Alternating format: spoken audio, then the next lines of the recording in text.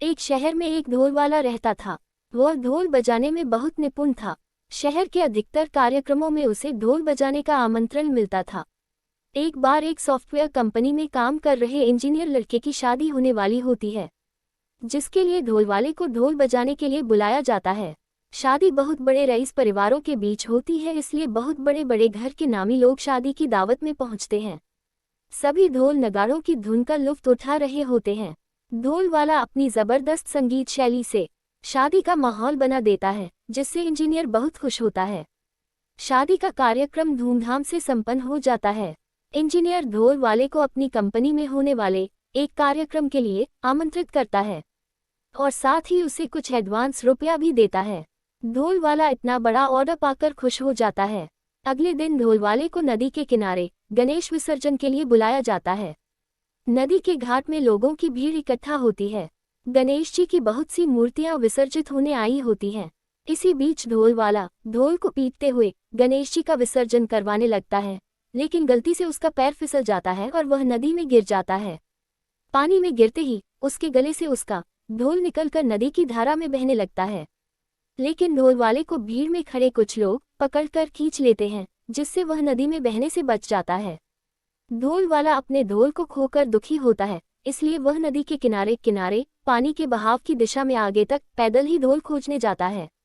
किस्मत से उसे अपना ढोल तो नहीं मिलता, लेकिन एक दूसरा अजीब तरह का ढोल नदी के किनारे पड़ा हुआ दिखाई देता है। ढोल वाला दौड़कर ढोल के सामने पहुंचता है और उसे चारों तरफ से छूकर देखने लगता है। वह नया ढोल पाकर बहुत प्रसन्न हो जाता है, लेकिन ढोल को देखकर उसे बहुत ताज्जुब होता है, क्योंकि ढोल में कई तरह की बटन लगी थी और साथ ही उसके चारों तरफ सौर ऊर्जा पैनल लगा हुआ था, जिससे वह चार्ज होता था। ढोल को देखकर ढोल वाला उसे साधारण समझकर उठा लेता है और अपने साथ ले जाने लगता है। ढोल वाला ढोल को अपने घर ले जाकर सभी को दिखाता है। उसके परिवार के सभी सदस्य ढोल देखकर बहुत खुश होते हैं और तभी अचानक ढोल में ग्रीन लाइट जलती है और जैसे ही ढोल वाला उसे टच करता है तो वह लाइट रेड हो जाती है।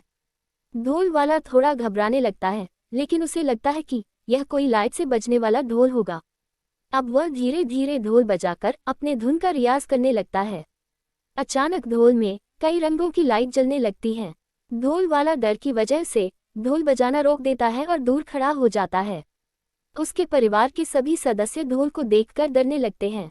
सभी ढोल को एक कमरे में बंद करके रख देते हैं। अगले दिन सॉफ्टवेयर कंपनी में ढोल वाले का कार्यक्रम होने वाला था, जिसकी चिंता की वजह से ढोल वाले को रात भर नींद नहीं आती। अगले दिन कार्यक्रम में जाने के लिए ढोल वाला वही ढोल ले लेता है जो उसे नदी के किनारे मिला था और सॉफ्टवेयर कंपनी पहुंच जाता है। वहां उसे वही इंजीनियर मिलता है। वह उसे मंच पर जाकर ढोल बजाने को कहता है। ढोल वाला मंच पर चढ़कर धीरे धीरे ढोल बजाना शुरू करता है। जैसे जैसे ढोल बजता है, वहां खड़े लोगों के मोबाइल का नेटवर्क गायब होने लगता है। सभी अपना मोबाइल निकालकर देखने लगे। सभी की नज़र मंच पर खड़े ढोल वाले पर पड़ती है। उसके ढोल में रंग बिरंगी लाइटें जलने लगती हैं। लोगों ने ऐसा ढोल पहली बार देखा था, इसलिए सभी उसे बहुत ताज्जुब से देख रहे थे। ढोल की धुन बढ़ती जाती है। उसी समय इंजीनियर के मोबाइल पर एक फ़ोन आता है जो उसके ऑफिस से उसके बॉस का होता है। बॉस उसे बताते हैं कि कंपनी का सारा सर्वर जाम हो गया है। एक भी कंप्यूटर सही तरीके से नहीं चल रहा। इतने में अचानक नेटवर्क कमज़ोर होने की वजह से बॉस का कॉल भी डिस्कनेक्ट हो जाता है। अपने बॉस का कॉल करते ही इंजीनियर भागते हुए अपने चेंबर में जाता है और अपने कंप्यूटर को चेक करता है तो उसे पता चलता है कि उसकी कंपनी में लगे हुए सर्वर को किसी ने अपना सर्वर बना लिया है और उनकी कंपनी के सर्वर में सैटेलाइट की फ्रीक्वेंसी पाई गई है, जिससे लगता है कि शायद सर्वर में अब एलियन का कब्जा है। इंजीनियर अपने बॉस को बताता है कि हमें अभी सारे सर्वर बंद करने होंगे, क्योंकि सर कंपनी के सर्वर पर हमारा कंट्रोल नहीं है। बॉस चल रहे ढोल प्रोग्राम को रोकने का आदेश दे देते हैं। जैसे ही ढोल वाला ढोल बजाना बंद करता है तो सभी के मोबाइल का नेटवर्क दोबारा आने लगता है और कंपनी के सर्वर में भी सब कुछ चलने लगता है। इंजीनियर को ढोल वाले के ऊपर शक होता है कि उसके हाथ में ढोल था। वह ढोल कम इलेक्ट्रॉनिक मशीन ज्यादा लग रहा था। इंजीनियर अपने बॉस से ढोल की चर्चा करता है। तभी उसके बॉस ढोल वाले को अपने चेंबर बुलाते हैं और जैसे ही उसके ढोल को देखते हैं वह दंग रह जाते हैं, क्योंकि उन्होंने इंजीनियरिंग का इससे नायाब नमूना आज तक नहीं देखा था। ढोल के अंदर की मशीन बहुत ही जटिल थी, जिसे समझने में उन्हें कई घंटे लग जाते हैं।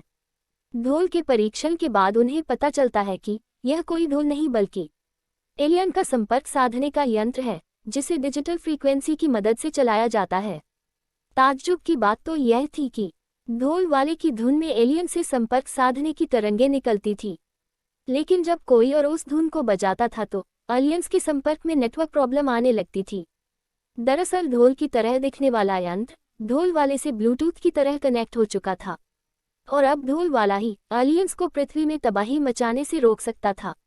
उसने अनजाने में अपनी धुन से एलियंस को जंग लड़ने की चेतावनी दे दी थी, लेकिन अब वह नहीं जानता था कि एलियंस को रोकने के लिए कौन सी धुन बजानी होगी। सॉफ्टवेयर कंपनी को इतना बड़ा रहस्य पता चल चुका था, जिससे पूरी दुनिया को खतरा हो सकता था। इसलिए वह वैज्ञानिकों से संपर्क करते हैं और उन्हें मशीन के बारे में पूरी जानकारी देते हैं। वैज्ञानिक अपने शोध से पता लगाते हैं कि एक हफ्ते के अंदर ही एलियन इसी जगह पर हमला करेंगे जहां उनका यंत्र है। इसलिए उन्हें यह मशीन यहां से दूर ले जानी होगी ताकि एलियन के हमले से ज्यादा हानि न हो। और वह योजनानुसार उस मशीन को लेकर एक बहुत बड़े पहाड़ के शिखर में आ जाते हैं और वही ढोल वाले को कई तरह की धुन बजाने को कहते हैं। उन्हें यकीन था कि गलती से ही सही, शायद ढोल वाला कोई ऐसी धुन बजा दे जिससे एलियंस पृथ्वी में हमला करने का इरादा बदल दें। हम में ढोल वाला अपने दोनों में ढोल पीटने लगता है। ढोल की ध्वनि के बीच आसमान से एक जोरदार आवाज जाती है, जिसे सुनते ही सब आसमान की ओर देखने लगते हैं। तभी एक बहुत बड़ा स्पेसक्राफ्ट तेज रोशनी के साथ दिखाई देता है। स्पेसक्राफ्ट इन्हीं की तरफ तेजी से आ रहा होता है। स्पेसक्राफ्ट को देखकर वैज्ञानिकों के पसीने छूट जाते हैं और उन्हें अपनी मृत्यु करीब दिखाई देने लगती है। लेकिन जैसे ही स्पेसक्राफ्ट पहाड़ के ऊपर लैंड करता है, उसके अंदर से एलियंस की फौज निकालती है। सभी के हाथ में एक से एक हथियार होते हैं, जिन्हें देखकर वैज्ञानिक डर जाते हैं। तभी उसमें से एक एलियन ढोल वाले के पास जाकर उसकी तरफ हाथ बढ़ाता है। ढोल वाला डरते हुए उसका हाथ पकड़ लेता है। एलियन अपनी जेब से एक ब्रेसलेट निकालता है और ढोल वाले के हाथ में पहना देता है। ब्रेसलेट में एलियंस से बात करने का सिस्टम लगा था। एलियंस ढोल वाले की धुन से खुश होकर उसे अपना फैमिली मेंबर बना लेते हैं और अपना ढोल की तरह दिखने वाला यंत्र अपने साथ लेकर वापस चले जाते हैं।